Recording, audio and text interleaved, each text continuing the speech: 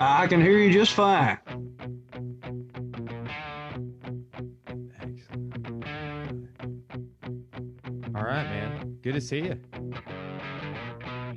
Good to see you. Sorry about that, man. I didn't know I had to do the app and all of that, and so tried doing it on my phone, and it wouldn't complete the download. So I switched over to my computer and clicked the browser link, and then it told me the same thing. Got to download the app. So I didn't know that. Sorry about that. Hey, man. No worries at all. That's interesting. I didn't know. I guess I haven't really, I go to the desktop after I podcast a lot of times and, or we'll go to the website rather and download it so I can edit it. But, Right. Man, I think we should both be buying stock in this program because Yeah. Oh, you ain't kidding, man. Everybody's using it right now. yeah. Well, man, I really appreciate you coming on, Ryan. I don't know a lot about you, which I think will be good because I got a lot of questions. But Absolutely. what little I do know about you, man, I kind of started following you. I think, do you know Billy Reeder? Oh yeah. Right. Yeah, he was one of my professors when I was at Arkansas Tech. Absolutely. Yeah, well, I got my master's from Tech, and Billy has come to my gym. He's been on the podcast a couple of times, just a friend of mine. We're probably going to train some martial arts together sometime this week. So I saw him. Oh, he knows martial arts Uh, now. he's a pirate and a martial arts practitioner as well. You can't be Johnny Depp and Jackie Chan. You got to pick one. Oh man. Yeah, but man, I saw him post about you, and then I like looked you up, and I was like, wow, this guy sounds great. Just like, man, I play guitar and have since junior high, so I was like, mostly acoustic as well and rhythm. So Right. I loved your playing, and man, I was like, wow, this guy can really sing and play. And man, I've just kind of followed you ever since, liked your pages, and sent you an ad on Facebook. And man, it's awesome getting to see some of the stuff you're doing right now with the online concerts. I've been following along with those as well. I appreciate that, man. It's certainly been kind of a weird time, but we're adjusting to it best we can.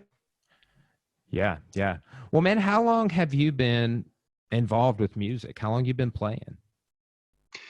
Well, that goes back a long way. As far as when I was involved in music, is pretty much as long as I can remember. I've always loved music and always wanted to do something with music. Even when I was a little kid and didn't really know what that meant or what that looked like.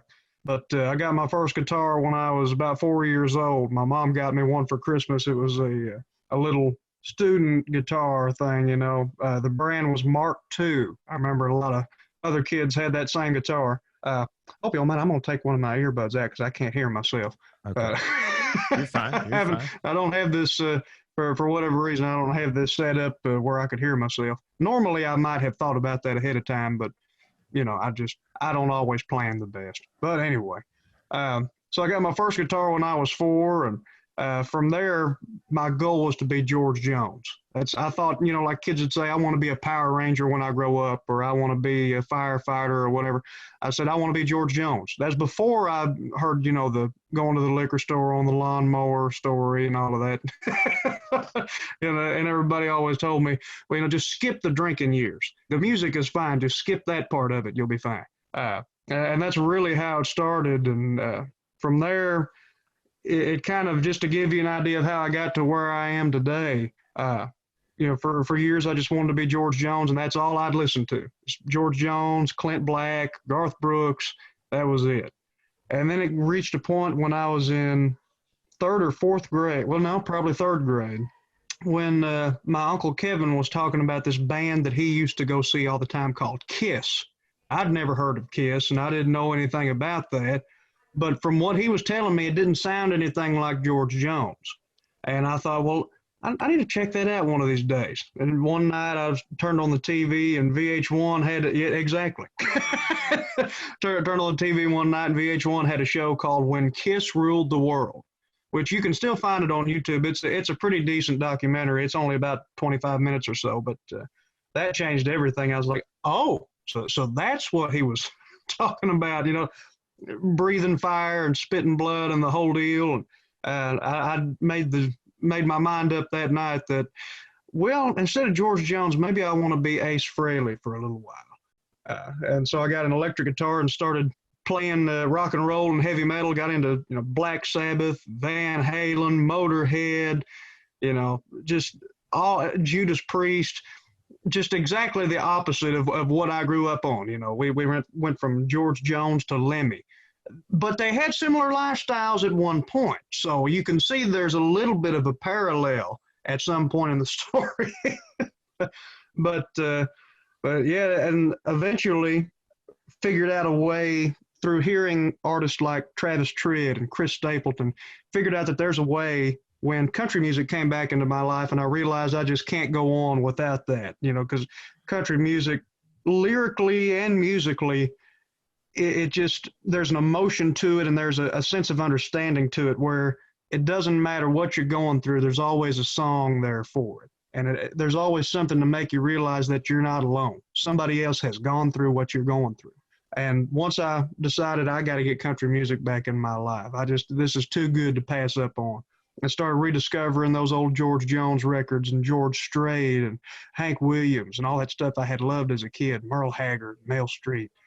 Once I got that figured out, I thought, well, how do I go on from here? How do I combine all of this? And through people like Travis Tritt and Chris Stapleton, I figured out you can combine your country influences and your rock influences and your blues influences, excuse me, and your R&B and even heavy metal every once in a while if you are so inclined, which I don't get to do that as much anymore, but every once in a while I'll pull something like that out. I've actually got a bluegrass version of Ace of Spades I do sometimes just to kind of prove to people that, as far as the rhythm and the musicality, there are a lot of similarities between heavy metal and bluegrass. Some people don't want to hear that, but they eventually have to realize that I'm not exactly wrong on that.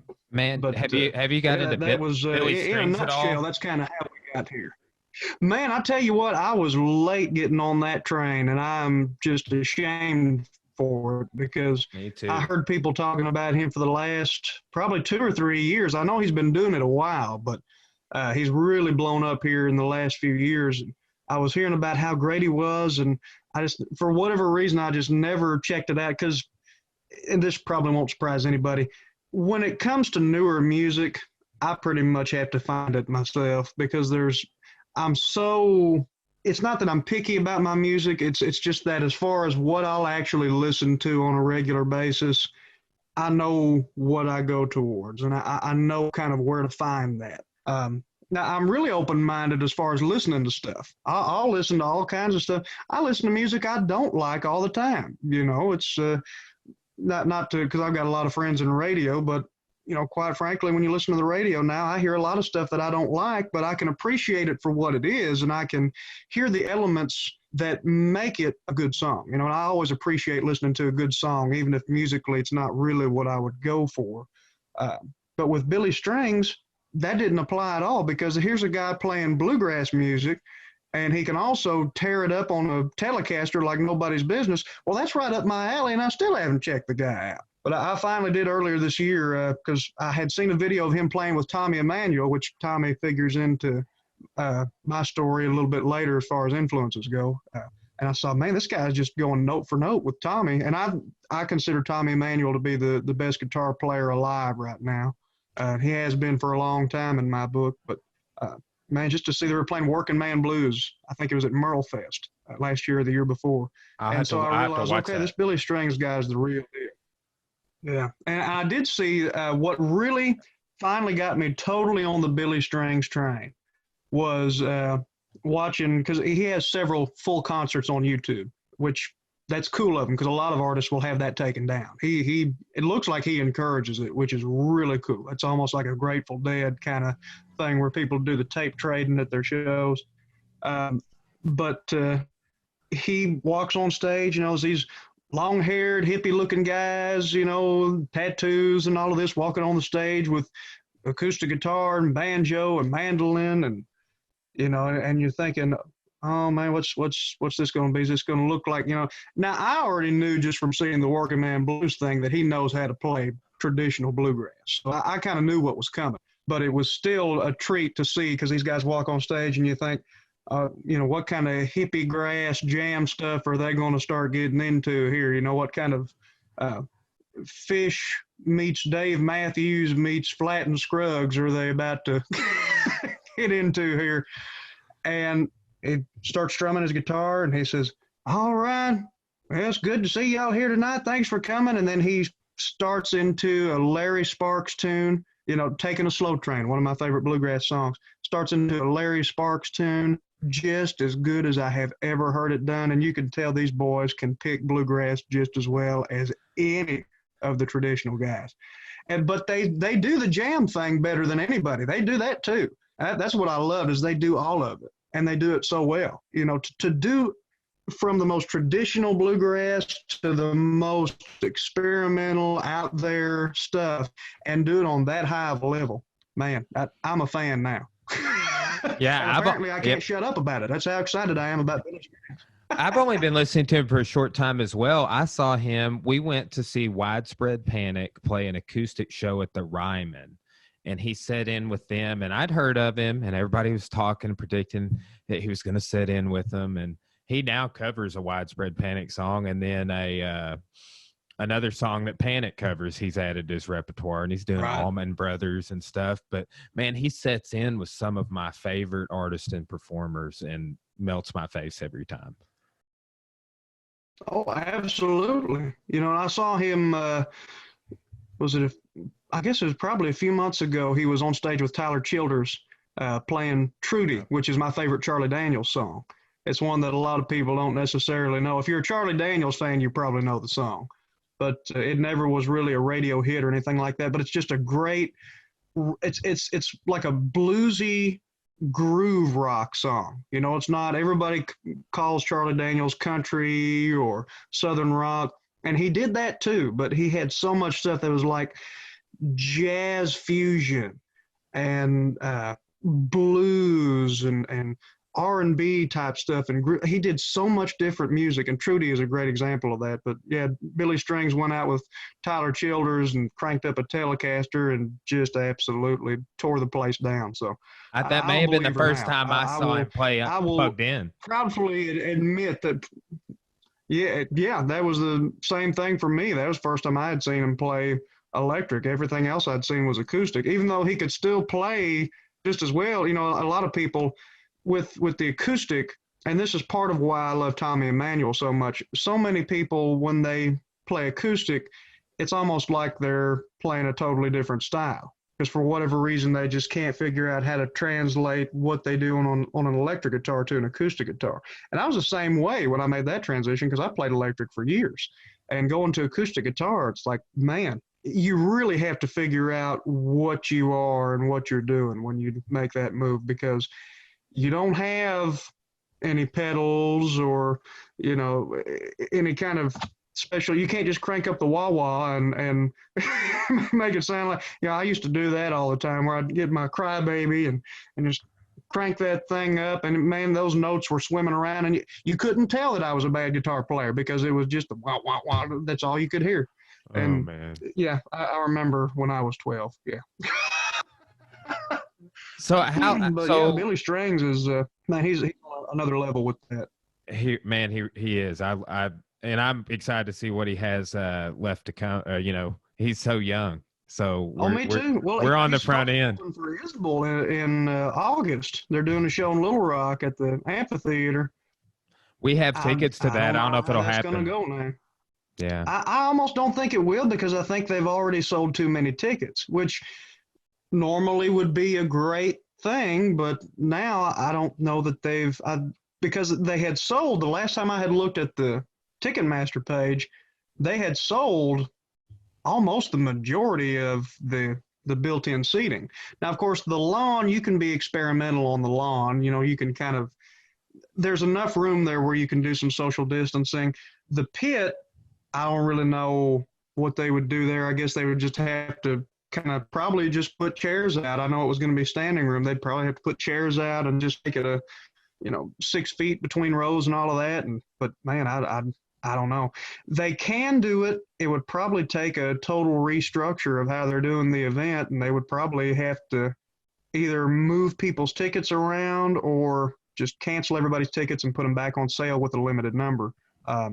I hope that there's a way to do that, but I was just reading an article, and tell me to shut up at any point, because once I start talking, sometimes I just don't stop. But, keep going, man. That's I why I had you on.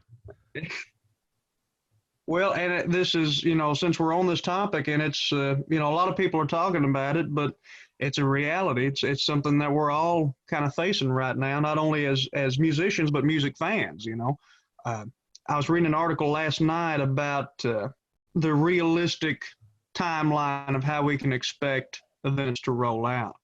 And I think it was an NPR station had this article.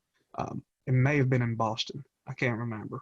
But they talked to several people in the music business. They talked to concert promoters. They talked to musicians on every level. They even talked to Joe Perry. So you had from the top arena bands all the way down to club bands talking about how this is going to affect them. And the way it's looking right now, I mean, with outdoor venues, you can kind of get away with a little something. I think that'll be the first thing to happen. You'll have your festivals, well, some of them. Now, some of the big ones, it probably will take a year or so before they can get back on track, like Stagecoach and Coachella, things like that. It's going to take a while because there's so much involved in those big festivals that they can't afford to book all of these acts and bring in the crew and everything for 200 people. It's just they'll lose everything if they do that. But I think some of your smaller community-centered outdoor events, some of your amphitheater shows will be able to do things like that, especially ones that maybe don't already have built-in seating. If you have like a kind of a concert in the park thing in your community where they've got a stage built, but it's just like all a natural grass area, I think they'll be able to experiment a little more with that. Indoor shows, there's a place in Fort Smith called Temple Live, which is a really cool theater. I actually saw Andrew Dice Clay there a couple of years ago. That was a lot of fun. But they've got a show booked there at the end of this month, and it's a guy from the band Bishop Guns is going to be doing a solo acoustic show. And they're doing the social distancing thing, which I'm a little surprised that they're trying one this soon, but it really sounds like they've got their stuff together, and they've probably been thinking about it since this all started. I can't imagine there'd be anything else you would be thinking about in that circumstance. But they're, from what they're saying, they're going to do check everybody's temperature when they come in the door. Enforce social distancing, only allow a certain amount of people in the restrooms at a time, which they have big restrooms, so that helps. Only allow a certain amount of people within each row and then space between rows. And they're actually squeezing their capacity down to from 1,100 to about 200, which from my understanding is more than they have to, but they're making that move to go ahead and squeeze it down to 200. I don't know if they're going to open up the balcony. I'm not sure how that's going to work, but, is it going to be weird at first? Yeah, it's going to be weird to be in a bigger venue and only have a couple hundred people there and space between everybody. That is going to be weird, and it's going to take some getting used to. But for events that we really want to go to, if that's what we have to do to keep everybody safe and be able to get that much closer to going back to normal, fine. Let's take our lumps where we have to and do what we have to do to get back there, because I understand more than anybody that you want to get back to normal life. Believe me, I want to get back to normal life. My timing was awful for this whole thing because, I did the American Idol thing and they said, you need to go to Nashville and, you can circle the pond, but you got to jump in the water. You need to go to Nashville. Okay, I'll go to Nashville. Well, that worked out for about 2 minutes. And a pandemic comes through and suddenly, Nashville's closed and so is Arkansas. So, it was really one of those things where I understand everybody's wanting to get back to normal life, and I do too, because I've had all of this different stuff planned that I was going to do this year. And, I was going to be there on at least a semi-permanent basis. And now everything's just kind of up in the air. So I get it. But if we're too quick to move back to everything that we were doing before, it could set us back another several months or another year or so. You just never know. But, I don't know why I've gotten into this whole diatribe, but No, man, that was to sum it up. I'm really impressed with how the venues and everybody are handling this, because I think that making it known of what the realistic expectations are for when we can expect to be able to get back into, like, I don't know how they're going to do the Motley Crue Def Leppard Stadium tour. I don't think that's going to happen. I know they haven't made the announcement yet, and they're kind of tiptoeing around it. That ain't happening. I'm sorry.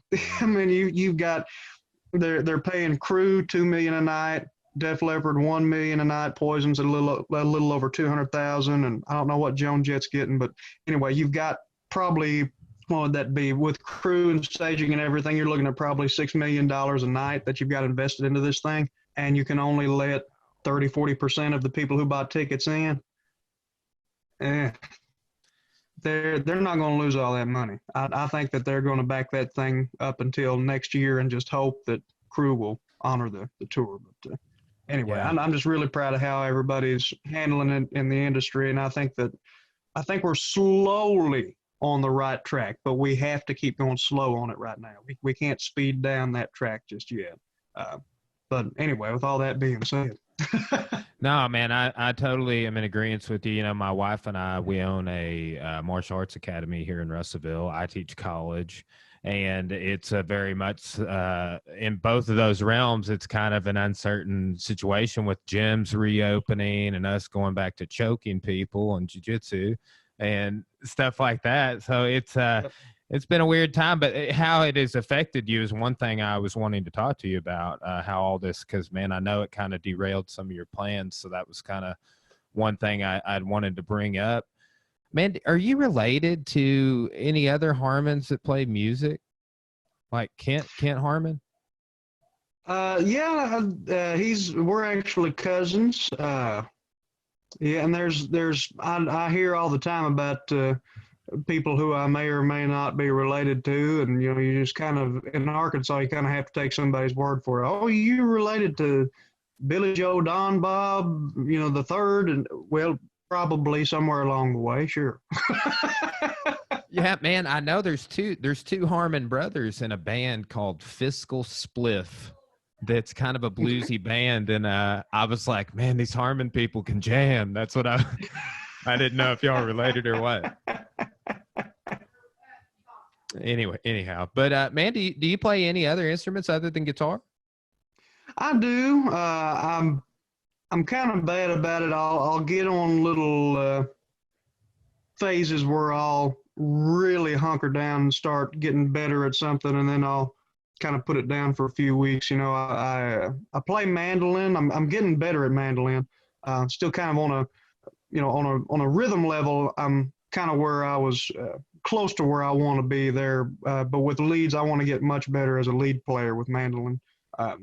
Just kind of emulating some of my heroes like Ricky Skaggs and Marty Stewart, Bobby Osborne. I play banjo a little bit. I'm not very good. I can play well enough to not be noticed. If a bluegrass band needed somebody to step in on banjo at the last minute, I could play well enough to where you wouldn't know I was there. Hopefully I wouldn't make too many mistakes, but I'm not going to be able to play Rawhide or Foggy Mountain Breakdown just yet. I can play it a little slower, but not the way people expect to hear it. And there's a lot of things where I can kind of, and you're probably the same way, you can kind of pick something up and play a little something on it here and there if need be, or if you're just messing around, if you pick up a bass, you can play a little something on the bass. All of us have poked around on a piano and figured out that we can play Desperado, and then that makes our whole week. Then we just never learn another song. That's one I want to learn piano at some point, or more accurately keyboard, because I don't have room for a full-size piano. But I want to learn how to play keyboard, and I want to learn. I'd love to learn fiddle. And I've actually got an old fiddle that I bought. It's like a 1940 something student fiddle that I bought at a flea market a while back. It's actually been about a year and a half ago that I bought that thing. I got a fairly good deal on it, but it needs some work, and I just haven't taken it anywhere to get the work done. And it's also a little discouraging, the fact that fiddle is a really difficult instrument to learn. You know, having to, you're just in a totally, you've never, you know, to play, because you're looking down kind of crossways at the neck and holding the bow and keeping it under, you know, it's just like, what kind of acrobatic Chinese theater Cirque du Soleil thing is this? So that one will probably take a little while before I get there. In the meantime, I know a lot of great fiddle players, so if I need fiddle, I can call somebody who's better than me for that. Man, you really, have you sang the whole time? Did you just discover one day that you could sing? Did you always pursue both? When did you kind of realize that you could sing? Well, I had always kind of sang just to myself and around the house when I was a little kid. That was just kind of part of it. But once I actually started playing in front of people, I wouldn't sing, didn't want to. And, you know, to be fair, that was probably the right decision, because I was like 11, 12. My voice was still in that squeaky, undeveloped stage. Now it's in the squeaky, developed stage. But, you know, at the time especially, I just sang to myself, but didn't really sing in front of people or anything. And I think the first time that I ever was going to take that leap was we had put together a little band here in Lamar of pretty much everybody who played music at the time who still lived in Lamar. There were probably 6 or 7 of us that just all came together for this little benefit for the Lamar City Park. And I was 13, I guess, 12 or 13. And finally, you know, we were putting together the final set list, and somebody said, "Oh, Ryan, do you want to sing one?" And I said, "Well, I'll sing Cat Scratch Fever. How about that?" So we got it worked up, and then somebody kind of put the brakes on that and said, "Well, we can't have these kids singing Cat Scratch Fever, because I don't think they know what the song's about." And they were right. We didn't. Oh man, that's great. But yeah, I didn't at first with the singing. It just wasn't quite there. I really didn't have a lot of confidence in my voice until probably I started singing and playing regularly when I was in high school. Excuse me. You know, my freshman year is when I started going out and gigging as a solo electric act at the time, which, man, nobody wanted to hear that. They were awful nice about it, but that was just one of those things where some people can pull that off. You know, somebody like Neil Young or Stephen Stills, they could play solo electric and it would sound great. The way I was doing it, it wasn't there. You know, I just wasn't. And it's all part of the, you know, research and development. You know, it's all trial and error. That's how you get to where you need to be.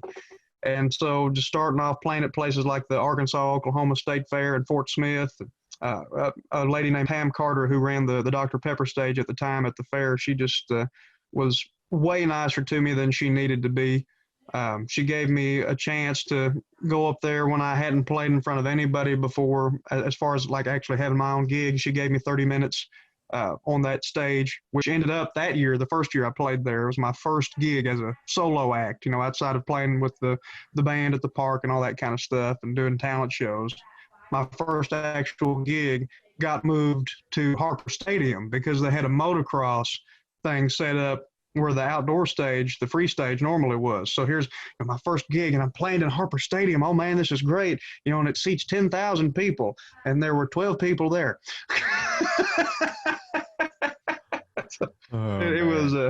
It was certainly, it was cool to play there, but it was kind of funny, you know. You realize, you know, your stage looks out, you know, they have the dirt floor and everything, because they do the rodeo in there too when it's fair time, and then they have the concerts. I think Gary Allen had played the night before, so you know, you're just looking out and they have a catwalk on the stage and everything. So you're like, man, this is awesome. I'm finally, you know, this is the big time. I'm on this stage in this big, beautiful stadium, but everybody who's watching the show is just in this one little corner right over by the by the entrance. All 12 of them. You just look over and, hi, Mom, can you hear it okay? And that's, and now we're still somewhat at that stage. We can have up to 12 people, I guess.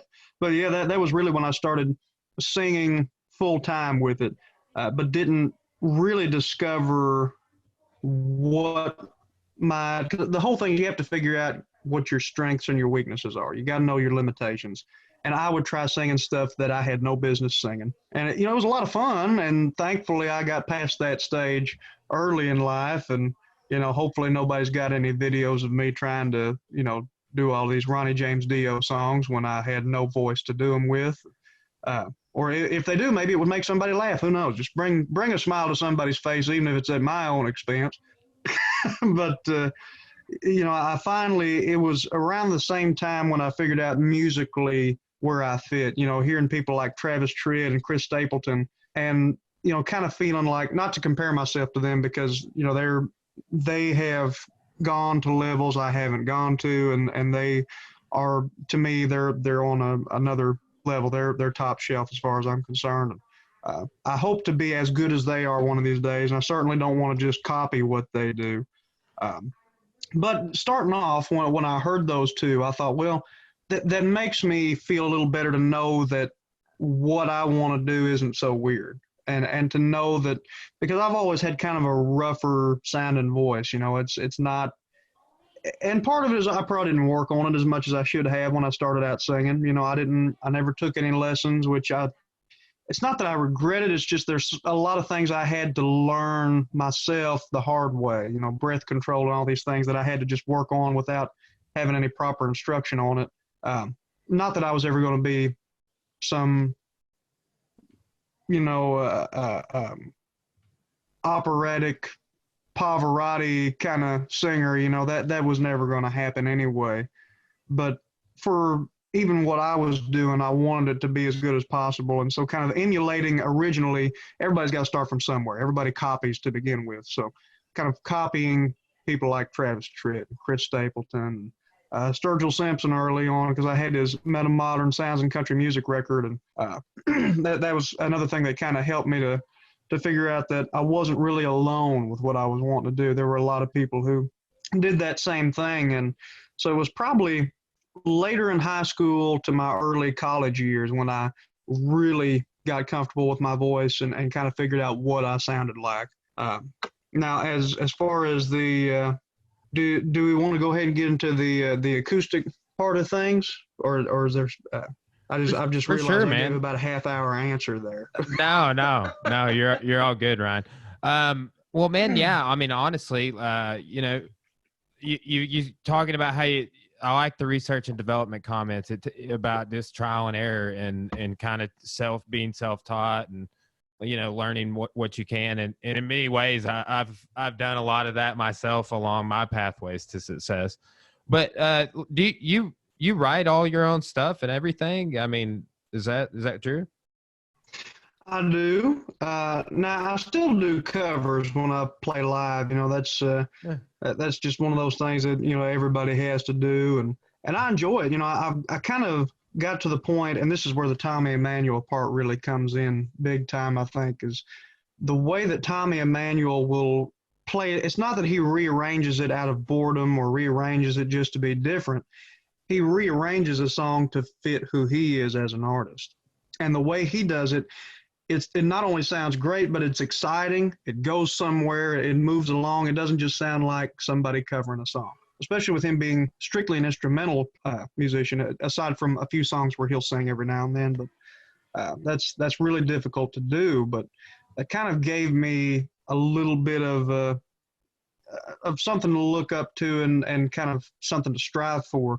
And so a lot of times when I'm doing covers, I'll try to it's not that I'm trying to be different. It's just I'm trying to figure out, okay, how do I do this song? Because, we've all played Tennessee Whiskey a million times, but what can I do that's going to be any better or different than anybody else, And there are some songs, which that one is quickly becoming one of them, where everybody's just got to kind of realize that at this point, people want to hear it the way Chris Stapleton does it, and none of us are that good. So we just kind of have to have fun with it. And it's one of those where, and I think Wagon Wheel is one of those too, where people, they want to hear the Old Crow Medicine Show version, and that's, that's the one people are used to, and you can't really top that. That's just kind of the way it is, but people still want to hear the song itself. So that's one of those where you don't really have to reinvent the wheel, because people are just happy to hear it because they want to dance and they want to sing along. But as far as my own original stuff, yeah, I write all of that. When I was in first grade, I remember I had this spiral notebook that I would take on the playground with me, and I'd write all these different lyrics in there and stuff that at the time it seemed silly, but I had the right idea looking back, even though the lyrics were just garbage. But the way that I was writing was, I would write about, just something simply, I'd write about, this desk or the rug or something like that. And I'd write about all these different things about it. So I was already sort of on the right track as far as you want to look deeper into something. You don't want to just go with what's on the surface, because everybody knows what's on the surface of something. That's why there are a million love songs. Everybody knows what's on the surface when it comes to love. We're just all trying to figure out, how do we go deeper? How do we delve into that? What's below the surface? What kind of feelings and emotions and memory go into something like that? And I actually got in trouble one day on the playground because we weren't supposed to have, and I don't know why this was. I don't know if it's because they didn't want anybody to, be sitting still or what, but on the playground, you weren't supposed to have any books or notebooks or pencils or pens or anything like that. You weren't supposed to be reading or writing on the playground. Never made a ton of sense to me, but that was just for whatever reason, that was the rule at the time. So I got in trouble for that. One of the teachers came over and said, I actually remember which one it was. I'm not going to say her name because I love her to death. And I don't think she was getting on to me because she was mad. I think she was just getting on to me because that was the rule. But she came over and said, Ryan, what are you doing? And I said, oh, well, I'm looking at some of these songs that I wrote last night. You want to look at them? And no, she didn't. That's what I got out of that conversation. And thankfully she didn't, because they were bad. But yeah, probably the first song I ever wrote that I actually kept that kind of meant something to me and really gave me that feeling that maybe I'm onto something here was a song called I'm Coming Home, which is on my first record. And that song, that whole first record is really kind of, it's almost like my, the best of Slim Whitman Volume 1, to use a Johnny Carson thing there. But those were all songs that I had written in years prior to that, when I was doing little demo CDs and things like that. And I'm Coming Home was the first one that I wrote that I actually kept and started playing for people. And before that, I had just written bad instrumentals. And that I had kind of gotten into a phase where I was listening to guys like Steve Vai and Joe Satriani and Yngwie Malmsteen, and I really loved what they were doing, but I wasn't that kind of player. I was more on kind of the Black Sabbath, Van Halen, Kiss kind of vibe this is still when I was an electric player, where the solo went after the second chorus of the song. That's what I knew. Now I'm listening to all these guys where they're playing the whole song as a lead player, the melody and everything. And so I tried to emulate that and just did a terrible job. Should we have a drinking game for how many times I say emulate? It sounds super intelligent. I got a laundry list of intelligent words, so. Yeah, well, and laundry list, that's a good one too. Laundry list, that's a good 50-cent word. I like there you go. Laundry is a word that we're all needing to hear a little bit more probably during this quarantine. I was doing my fair share today and running a cleaning cycle on my washer too, just because I've been doing so much of it. Yeah, that's right. But yeah, with the instrumental thing, I just really, what I was doing was writing songs in the traditional form where you would have a verse here and a chorus here, but I just didn't write any lyrics. That was the only difference. So, I would have the intro to a song, and then for the verse part, instead of playing a melody, I would just, kind of mute the strings and just play the chords like a rhythm guitar part would be in a normal song. Well, that almost sounds like it should be like a music bed for a TV show, which I might dig some of those out, and that might come in handy one of these days. But at the time, for the focal point, something that somebody's listening to for enjoyment, they're not going to get anything out of that. So I was really bad at writing instrumentals. I've written a few since then that were halfway decent, but early on it was no lyrics, just chords and a solo here and there, and finally got to the point where I was writing some songs that kind of meant something to me, and especially with "I'm Coming Home," the inspiration from that came from a Neil Young documentary that I watched called Deja Vu, which was about the Crosby, Stills, Nash & Young reunion tour back in, I think, 2004. And I'm pretty sure it was either 2003 or 2004. It was right when the Iraq War had started. And they interviewed a lot of soldiers in that documentary. And one of them was telling his story about a bomb that went off in his camp, and killed almost everybody. He was one of the only survivors, and he got out of there with, of course, everybody was banged up pretty good from that. And there's not any way that you could keep from being banged up when something like that happens. But he actually got out without losing any limbs or anything like that. But he was just traumatized by seeing what happened and seeing all of, his fellow soldiers that were just laying there either dead or dying, and it was just too much for him to take. And so he ended up, when he went home for, I can't remember if he said it was around Christmas or what, but he got to go back home for a few days. Well, he ended up going to Canada instead of going back to the base. And so that really, just hearing his story kind of inspired me to write a song with kind of a similar storyline. It wasn't his exact story by any means, but it was kind of that similar thing of what would that phone call be like, basically. The whole song revolves around a phone call pretty much. And that was really kind of the inspiration for that. And when I finished it, the first thing I thought was, man, this would be something cool if Bob Seger recorded it. So I was already thinking about, who can I pitch these songs to? Of course, Bob Seger doesn't need anybody to write songs for him. He writes them just fine enough himself. But that was the first thing that ever really got me going, hey, I've got something here. Let me try to do this a little more. I think the second song I wrote was a song called A Dozen Roses, which I was going to pitch to George Jones because I knew he was going into the studio to do his final album. It was right about the time he was going to go on his farewell tour. And so I wanted him to record this song because, again, Jones is the one who got me started in all of this. And unfortunately, that never happened. But, yeah, from there, the songwriting thing really took off. And there have been a lot of them that weren't very good. And, that's, again, it's a trial and error thing. You figure out what works and what doesn't. At first, if you write 10 songs, you're going to play all 10 of them because that's all you got. You want people to hear what you got. But it reaches a point where even if a song is not very good when it starts out, you know who you are as a writer and you can kind of steer the ship in the right direction eventually, even if you have to leave it alone for a few days and come back to it. But yeah, the songwriting thing is a big deal for me. That's something that I feel like, because just being honest, I'm not a great singer.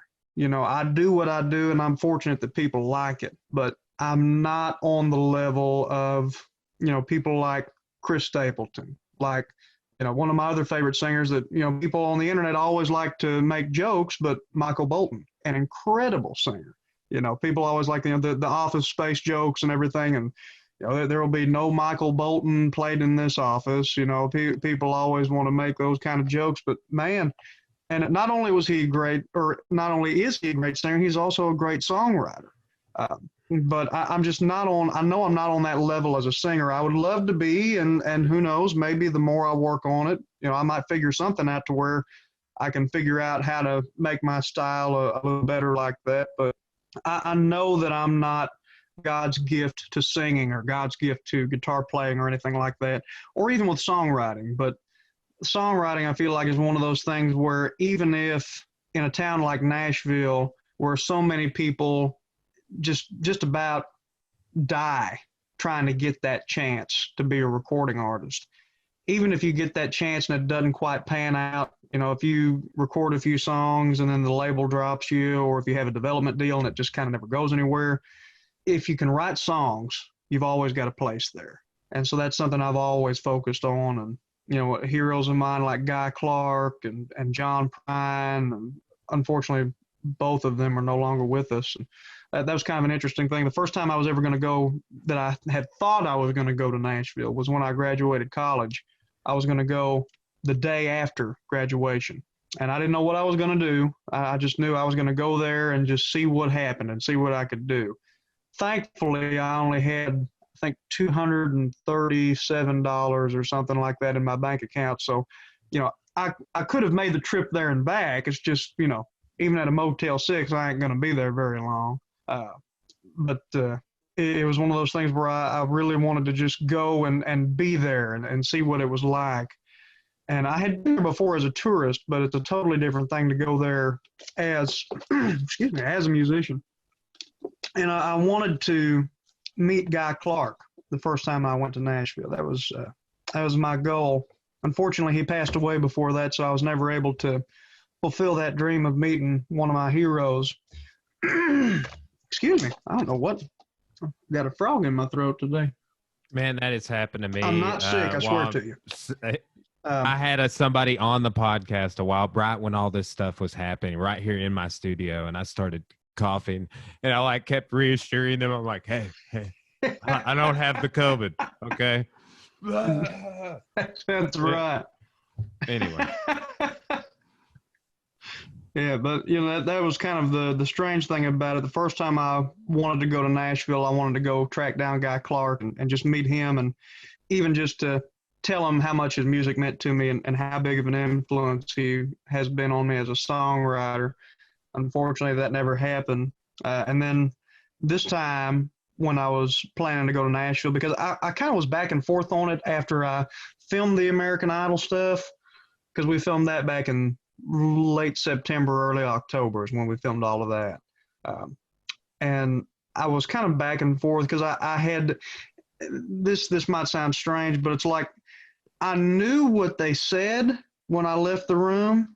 It just took me seeing it on TV to really soak it in, because it for whatever reason, it didn't really hit me right away. That they were really saying you need to pursue this. You need to pursue a career in country music. Go to Nashville. For whatever reason, that didn't register with me right away, and I don't know why. It doesn't really make a whole lot of sense to me as to why it didn't. But after the episode aired, and I saw it again from a different perspective, instead of being in that room with the light shining on you so bright that you can't really see those three too good until you get all the way up to the desk. Once I actually saw it on TV and was able to really focus on what they were saying, I finally realized, I do need to go to Nashville. Maybe there's a place for me, maybe there isn't, but I'll never know if I don't go. I've got to at least give it a shot. This is something I've always wanted to do, and here I've got a perfect opportunity where people are kind of counting on me to go, and now I'm counting on myself to go too, and so I need to check this out. And my idea then was, well, I know John Prine lives in Nashville, and I know that he is really approachable, and he always seems to be out and about, and it seems like people have really good luck being able to run into him and talk to him for a little bit. And so, like the Guy Clark thing, I thought, well, man, I'll go meet John Prine and maybe just get the chance to talk to one of my heroes for a little bit. Man, that ain't gonna happen now either, and it's to put it in the most downplayed terms, it's a bummer. It really is. It sucks that happens, especially with it being the same week that we lost Joe Diffie, we lost John Prine, and then Bill Withers like a day after that. It was it was awful. But and now the position that I'm in with the Nashville thing is I can pretty much go whenever it's safe to go. And, as far as when it's safe, I know they're kind of starting to open up some stuff now, but I don't think, I feel like I would kind of be in the way if I went right now, because I think that right now the locals need to have that opportunity to decide what they want to do, because that's their city. I'm not part of that community yet. I want to be, but I just don't feel like it's my place to kind of roll into town and be like, okay, I'm here. Y'all told me to come to Nashville. I'm here. What are we going to do first? I just I don't want to be in anybody's way. But I feel like sometime this summer, as long as we don't have another outbreak of this stuff, which I'm really, knock on wood, it looks like it's getting at least a little better day by day. Again, just going slowly down that track. If it seems like it's still kind of slowly getting better, then this summer I'll probably at least start going down there, maybe go there a week or two at a time, and get to the point where hopefully I can find a place to live and be able to be there on a more permanent basis. But right now, everything's just kind of up in the air. But it's given me a little bit of extra time. I've been doing those Facebook Live shows, which have just absolutely exceeded any expectations I could have had. I've been blown away by how many people have appreciated that and tuned in week after week, because I didn't think it was going to go like this. I thought I was going to do one and then maybe do one a few weeks later. And I thought that maybe, 10 or 20 people would be interested and want to watch, because there's so much going on. So many people are doing different Facebook Live things, not only musicians, but all kinds of people doing Facebook Live. And so this past weekend, somebody informed me that I was on at the same time that Garth Brooks and Trisha Yearwood were doing a stream on the Grand Ole Opry, and Jimmy Fortune from the Statler Brothers was doing a live stream, and Jeff Bates was doing a live stream. And she said, I just want you to know I chose to watch you instead of any of them. And I said, well, had I known Jeff Bates was on, then this would be a live stream of me watching his live stream. But oh, man. It really has been a lot of fun to do these live streams. And, the good thing that has come out of this whole thing is that it's given us the opportunity to connect with people that we wouldn't normally be able to connect with. I have people who are putting comments in on the live stream saying, I'm watching you from Australia, I'm watching you from Canada. I had somebody this past weekend who said, I'm tuned in from India.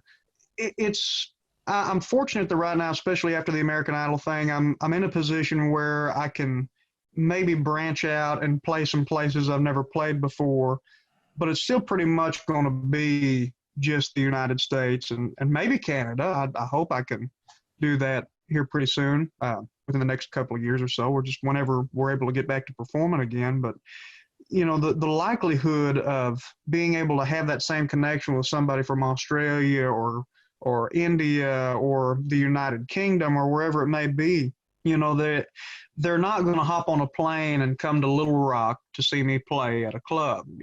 That's not going to happen. And I'm not in a position now where I can go over there and play shows. Again, maybe one of these days I'd love to. But being able to do these live streams has enabled everybody to have that connection and be able to play for people who want to hear you, and they want to see you play, and they want to talk with you, and they don't have that chance. So thanks to the technology we're using now, we're getting to have that chance to kind of reach out and talk to people who have been watching us and listening to us this whole time. We just didn't know it, and it really has been cool to have that connection. And if there is a bright side to any of this, which of course there are many more cons than there are pros, but I think the pros will make us better people overall. And I think one of the pros is it's taken away our perception of who we are and what our purpose is, kind of. And it's kind of made us realize that everybody's got a place, and we've all got people who want to hear and see more of what we do. And so it's just been really cool to have that happen. And once again, I gave you a half-hour answer to a simple question. No, man, and I've thought of this several times since we've been chatting, but just kind of speculating about the future of events, and you're uniquely connected because you'll be the guy that's performing to people. It's not just concert goers. We were kind of talking about from the perspective of the audience a minute ago, but uniquely you go to concerts and you also perform. But man, like all those streams you saw the other night, like I've been watching some of my favorite bands. There's this service Nugsnet, I don't know if you've heard of, but they just basically, it's a database of concerts. And Todd Sider, man, he's been doing some live shows and stuff, or streams. And man, I wonder if that isn't some sort of a mix, like drive-in concerts and buy the stream and like a pay-per-view type live performance or something, that we might not see some of that in the future. Well, I think we're going to have to do some of that. And the fact that we're already kind of getting the ball rolling on it, I haven't even had anything to drink today. And here, here I am slurring my words. Not that I was going to, but just pointing that out. But the fact that we're getting the ball rolling on that, I think, is going to help a lot, because people are talking about virtual reality concerts and drive-in concerts and things like that. And, you know, even 3 months ago, if you mentioned that to somebody, they would have said, that'll never work. But now it kind of has to work, and there are companies that already had started developing. And I'm a big believer in, and a lot of people disagree with me on this, but you know, it's like Dan Aykroyd said in the Blues Brothers, the Lord works in mysterious ways. You know, everything happens for a reason. Everything's going to happen the way it's supposed to happen. We may not always understand it, but, you know, that's the way the world works. You know, everything is going to happen for a reason. And to figure out the reason today, it may be years from now. But there were people already developing reality concert platforms.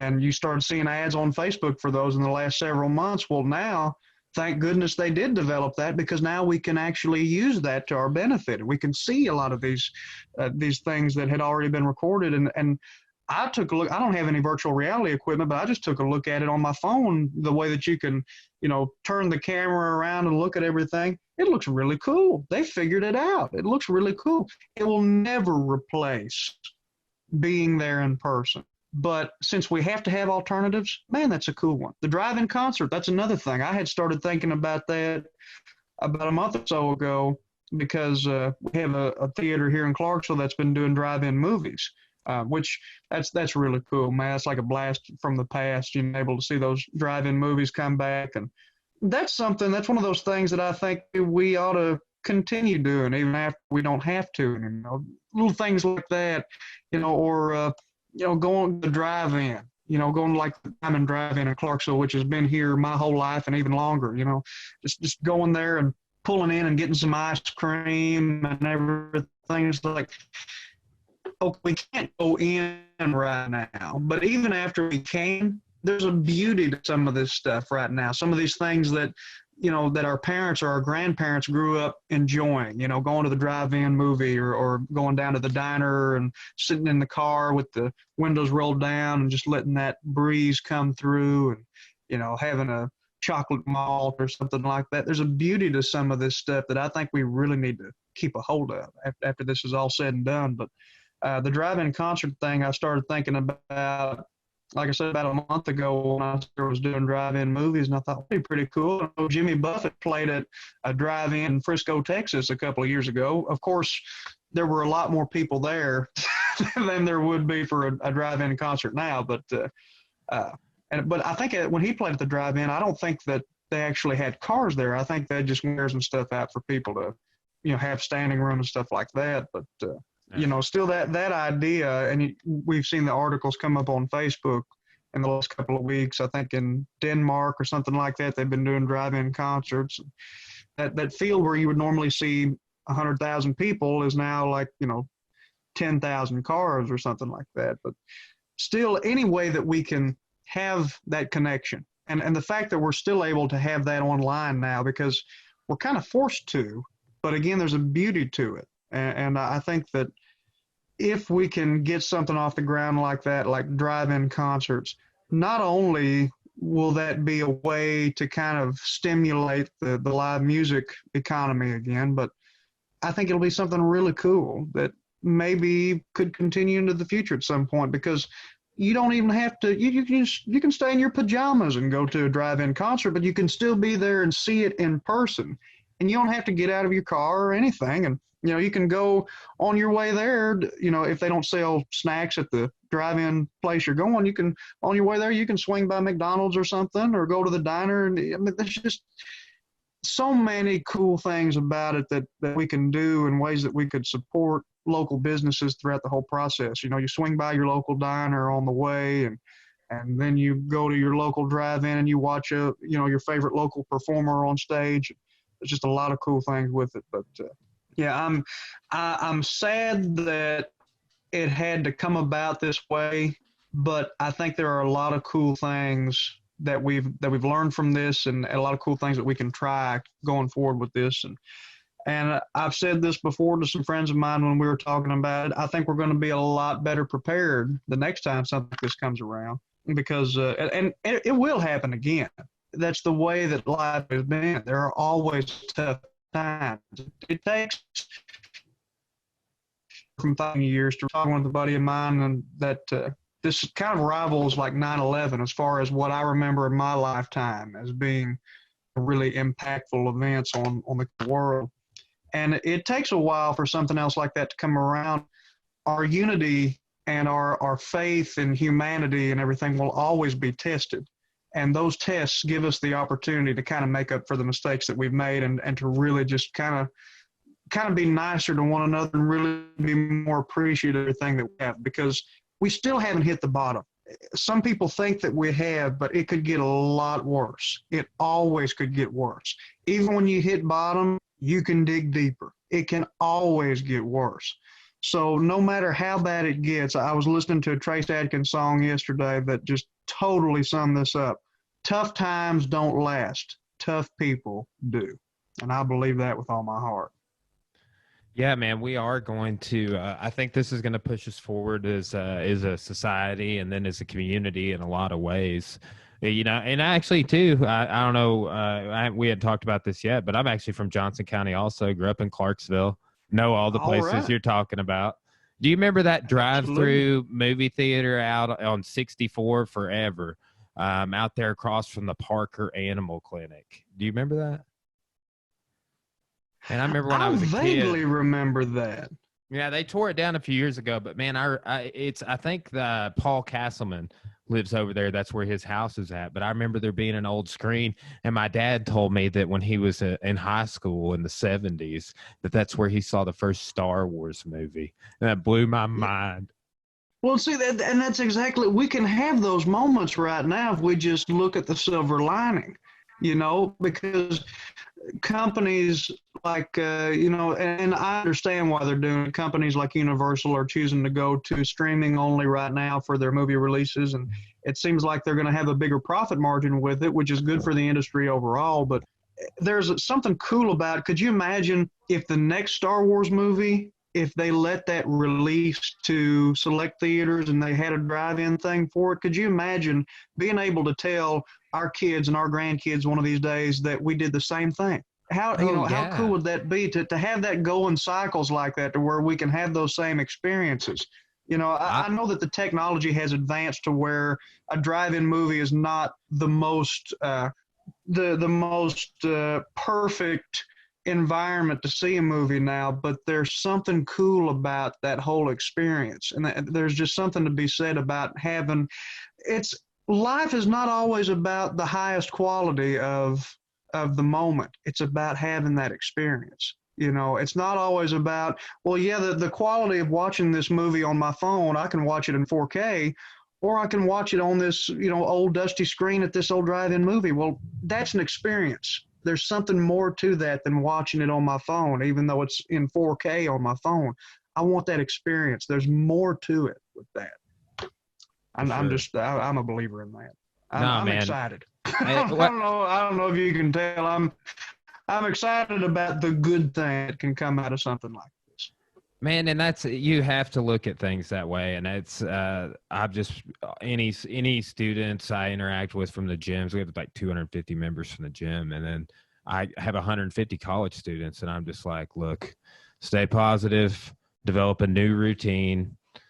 Look at the positive side of everything. Like for me, I'm spending tons of time with my dogs and my wife and exercising even. And I mean, things are way different. And some days I complain about them, but it's, man, there's been a lot of positivity for it out of this for me too. Absolutely. And don't get me wrong, I do my fair share of complaining too, and then some, and it doesn't do me any good to lie about it and act like I'm just positive about it all the time, because this is a situation where I feel like we have the right to get pissed off every now and then. Because, even though we've always grown up hearing, well, life ain't fair. No, it's not, but sometimes sometimes it kicks you when you're down. And so I'm not saying you don't have the right to get mad about it, because we all do. But at some point, and this is exactly what we've been talking about this whole time, it's not about, and when I interviewed Bobby Bones, by the way, when I keep interrupting myself, I will eventually get to the end of the story. I can tell it may take 20 or 30 minutes, but I'll get to the end of it eventually.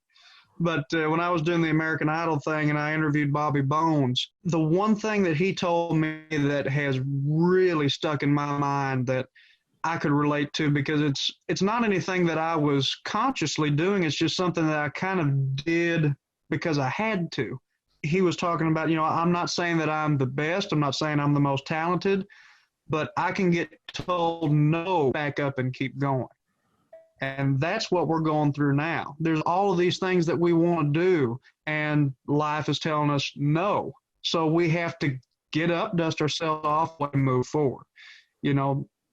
It's just like, are we going to sit home and watch Netflix all day? No. We can, but we can accomplish something. There are things we can do that can do. It's like the Facebook Live shows. I wasn't planning on that being a long-term replacement for my normal gigs. I thought within a couple of months we'd be able to do a little something. I knew it wasn't going to be totally back to normal, but it's still not there yet. And I could have just done one or two Facebook shows and then said, this ain't the same.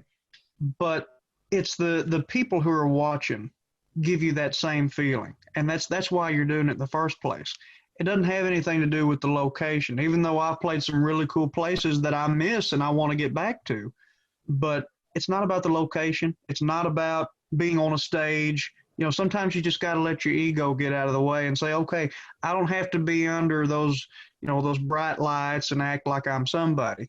We all want to do that, but it's not about that. And it's not about how the about how rowdy the audience is right in front of you. It's not about that right now. It's about making that connection. And as a songwriter, you're getting that right now. You're finding out exactly how well your song connects to people.